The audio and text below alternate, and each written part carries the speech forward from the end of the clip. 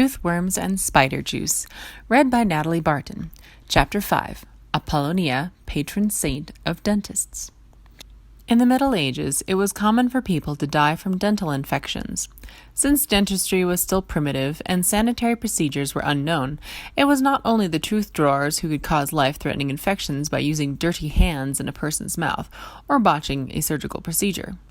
During this time of dangerous dental treatments, people found themselves turning to Saint Apollonia for spiritual help in their time of suffering. She was revered as the patron saint of toothaches. Apollonia was canonized in AD 249, and her feast day is still honored every year on February 9. But who was Apollonia, and how did she become a saint? In the early days after Christ, the Church Fathers communicated by writing letters to each other. In one of these letters, written by Dionysius, Bishop of Alexandria, to Fabius, Bishop of Antioch, the story of Apollonia was told. Apollonia was born in Alexandria, Egypt, about 2 centuries after the death of Christ. She was the daughter of a prominent magistrate. Though neither of her parents was a Christian, Apollonia became a devout disciple of Christianity. She took to the streets of Alexandria and preached to crowds and gained many converts. During this time, the non-Christians in the Roman Empire were becoming fearful that the church was gaining too much power, so Christians began to be persecuted, and Apollonia was among them.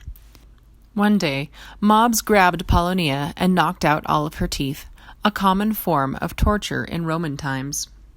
When they threatened to burn her alive if she didn't turn away from her faith and express belief in pagan things, she tore herself away from her captors and leapt into the flames.